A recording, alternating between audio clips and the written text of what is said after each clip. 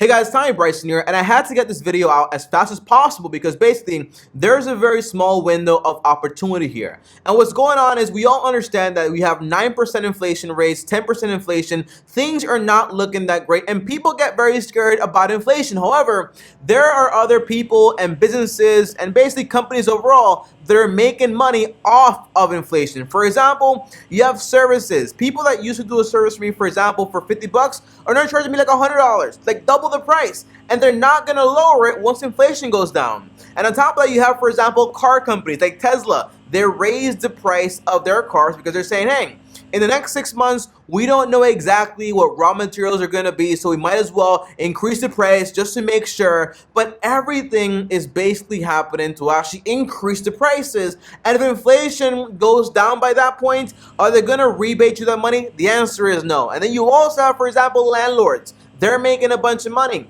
I know someone that has to renew their leases, basically being charged around like between 9 to 20% extra on the rent just in case inflation goes bad. And do you think that when they sign that contract, they're gonna say, well, inflation actually went down, we're actually gonna go ahead and lower your rent? Most likely, they're not gonna do that. They're probably gonna keep the profit. So this right now is a very small window of opportunity for people that kind of messed up in some way to take advantage of inflation and kind of correct these mistakes to actually make life a lot better. So that's what this video is all about. Use inflation for your benefit, okay? Now, as always, guys, do me a favor, like this video, very important, so that way it gets out there even more and more people hear about this. And let's get right into the video. The first thing, guys, is this, okay? Inflation is tricky because inflation is basically your money loses value. You have the same amount of money, but now you can have to buy less things with it because it can't buy as much as it could before. That's what inflation basically is. I used to have $100, go to the grocery store, buy for the whole month. Now I can't even buy for 1 week. That's the idea. That is inflation. The dollar loses value. Now, this right here, number one, is actually a great thing when it comes to debt. And let me break this down exactly, okay? If you borrow $100,000, for example, 100 years ago, that's a lot of money, right? Because back then you could buy a house, you could live an entire life, you can pay for education, you can buy a car, well, not a car, obviously. You can basically be rich overall, right? So imagine if you borrow $100,000 back then, but now you have the buying power of what you have today. Well, that means that obviously the lender is out of luck because the money he lent you, you bought everything you needed first, but now that money is worth less. So effectively, by you paying off that money, you're getting a massive discount. So it's not to say, Tommy, I have a $30,000 like student loan debt. Inflation is up like 10%, 9% exactly, 10%. I don't see a 3K discount, yeah, but effectively that money there doesn't have the same level of purchasing power. So by you paying it right now, you basically save a ton of money. So the idea is, if you have debt right now, and if you have extra income, don't use the extra income to buy dumb stuff. Use that extra income to basically pay the debt off as fast as possible and effectively save money by using inflation in your favor. Now, here's an example not many people know about, but it kind of shows in history. And the idea is that back in the day, the Roman people, right? You know, Rome, biggest thing ever. Well, the Roman people used to have, for example, coins. And every coin was 100% gold. Now, whenever the Roman government was basically in trouble, owed a lot of money, well, if you have this much gold and this coin is worth that, that's all you have. So they figured out, well, why don't we just start minting these coins, right?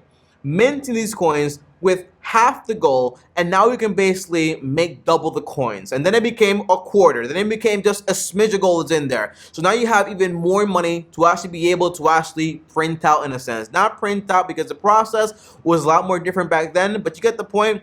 By them making the value actually less in a sense and making more of it, they're able to pay off the debt, but that also means that their debt is worth less, okay? Debt, inflation helps you a lot when it comes to paying off debt. And today we have the ultimate thing, which is basically all it says on the dollar is it's not backed by anything. It just says, in God we trust, okay? So we can print as much money as we possibly can. So how do you go bankrupt if you just have the possibility? Like, for example, America owes X amount of money, right? A lot of money in debt. but we could just print all the money. You see what I'm saying? Like it's a very crazy thing in a sense, right? The person that owes you money can just print all the money they want and make it worth less. Like it'll affect them, yes, in the economy, but they can never really go bankrupt because they have control over their own currency. That's the crazy thing, okay? So take advantage of inflation to pay off your debt. Now, number two here is this, guys, okay? Right now, you have assets. And some people buy assets that they can't afford for whatever reason it is, okay? Maybe you made a mistake or whatever, okay? So most of those assets are usually going to be, for example, a house or a car. Those are the biggest assets people usually buy, and a lot of the times they basically impulse buy, or they go for something they really like when it comes to the car, okay? So if you bought a car that you know for a fact you cannot afford, and you haven't been able to afford it for a while, right now is the perfect time to go ahead and sell it. You know, for the very first time in history, right, you can buy a car, or people bought cars for X amount of money. After a few years went by, their car actually went up in value, and for the first time ever they can sell their car, pay off the loan in full, and still have maybe a little money left over for another car. This is very rare. You only see this with people that buy like super luxury vehicles with collections and so on. No, not with regular sedans like Toyotas and Hondas and Mazdas. That never happens there. But right now, for the first time ever, that's happening. So common rule here is, if you have more than half of your income, like I make $40K a year, I have more than $20,000 in cars, might be a good idea to go ahead, hey, this is too much money in cars. I'm going to go ahead and take advantage and sell these cars. And for the first time, usually in a long time, you won't be upside down by that much or by anything when it comes to your car loan. So it's a perfect time to go ahead and sell. Now, also, including houses. If you bought a home you couldn't afford, it was a lot of money, too much money, and now you can sell your home for a lot more money and then basically pocket some equity, the answer is might be a good idea to basically go ahead and sell it. Now, the big question here that people have is, Tommy, if inflation is running rampant and money is losing its value and things are getting more expensive, and I sell the thing that I basically bought at a good price or whatever, if I sell it, won't I have a hard time going ahead and buying it again? The answer is yes and no. Let me explain here. If you bought a home you can't afford, if you bought a car you can't afford, and you go ahead and sell it to get out of trouble, right? You make some money here and there. The answer is obviously you're not going to repurchase a home within that price range because obviously you couldn't afford it the first time. So if you bought a home for a car for like $25,000, $30,000, well, this time you say, hey, that's too much money. Let me look for a car that's like $5,000 or $10,000. This way I can pay cash for it. It's done. If you bought a home was like for $400,000 or $500,000, okay? This time you say, hey, I'm gonna buy a home that's a lot cheaper, or I'm gonna wait until I have a better down payment and I'm more stabilized when it comes to my finances. That's the idea.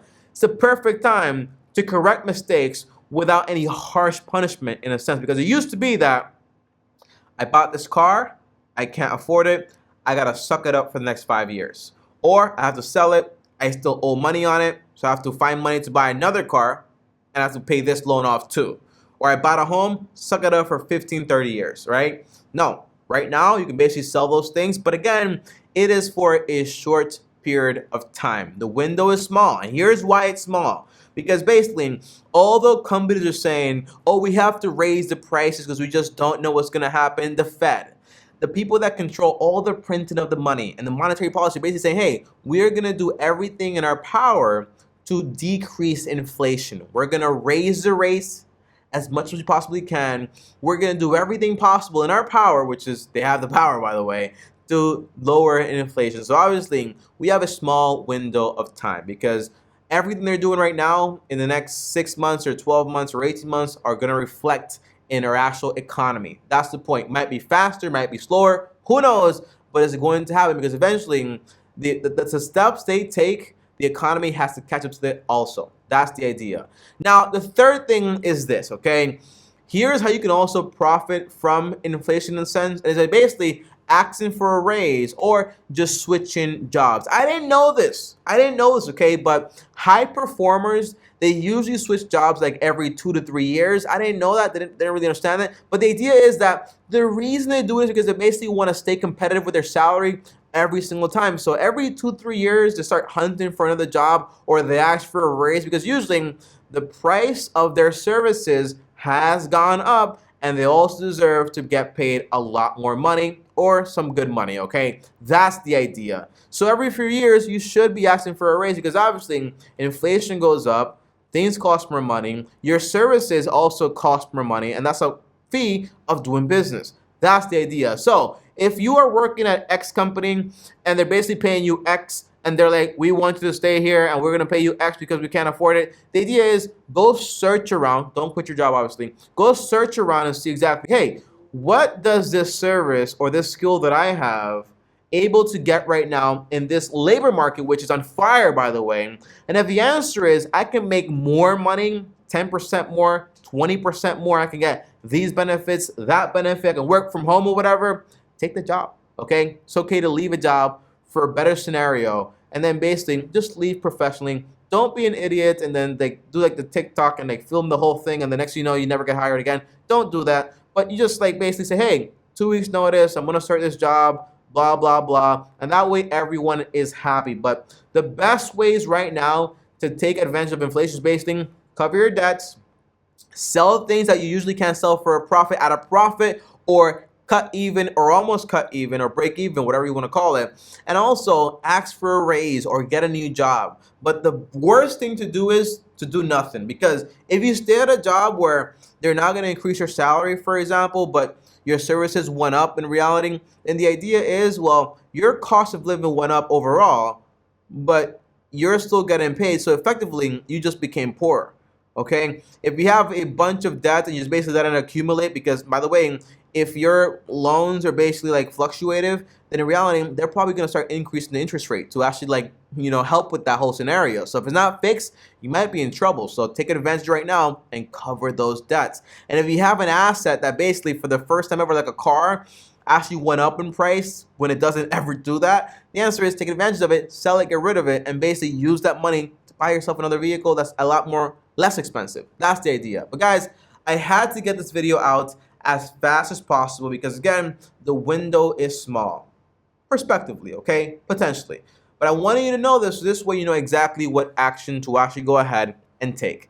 Thanks for watching, guys. As always, like, subscribe, hit the bell to get notified. On top of that, also here's another video, and over here is my face. Go subscribe because this way you know when I post another video. And I usually post some videos. Sometimes you need to watch ASAP so you know exactly what's going on. As always, long-term team officially out. If you know, you know. Comment down below. Inflation. So this way I know you made it all the way to this point of the video. Peace.